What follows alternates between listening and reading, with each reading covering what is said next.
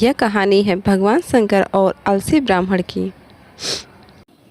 कहानी इस प्रकार है। एक बार भगवान शंकर अपने भक्तों से मिलने के लिए पृथ्वी पर आए। उन्होंने देखा कि एक ब्राह्मण जो अपने घर में अकेला रहता था, बहुत आलसी था और अपने कर्तव्यों का पालन नहीं करता था। वह न तो नियमित पूजा पाठ करता था, न ही किसी प्रकार की कोई मेहनत करता था।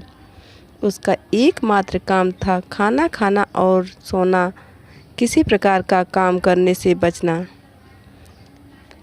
एक बार भगवान शंकर ने सोचा कि इस ब्राह्मण को एक मौका देना चाहिए ताकि वह अपनी आलस्य की आदत से बाहर निकले।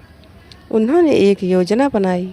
भगवान शंकर ब्राह्मण के पास एक दिन पहुँचे और कहा, तुमसे एक काम है, अगर तुम मुझे वह काम पूरी निष्ठा से कर दोगे तो मैं तुम्हें बहुत बड़ा वरदान दूंगा।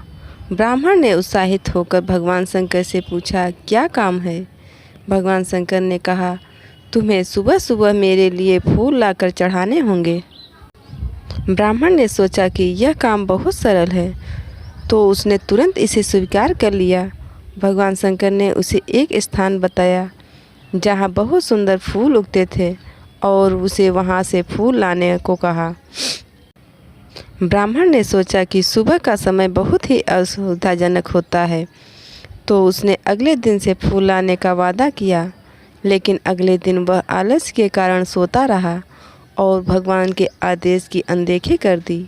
इसी तरह कई दिन बीत गए और ब्राह्मण ने कभी भगवान के आदेश का पालन नहीं किया। भगवान शंकर ने यह देखा और सोचा कि इस ब्राह्मण को समझाने के लिए कोई बड़ा पाठ पढ़ाना होगा।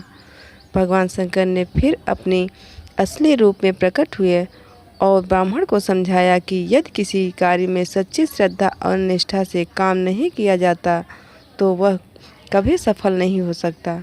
आलस्य और लापरवाही के साथ किया गया कार्य भगवान को भी नहीं पसंद आता।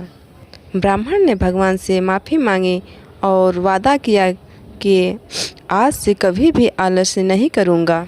अतः हमें इस कहानी से यह शिक्षा मिलती है कि जीवन में मेहनत, ईमानदारी और समर्पण से ही किसी भी कार्य में सफलता मिल सकती है। आलस्य से बचना और समय का सदुपयोग करना चाहिए।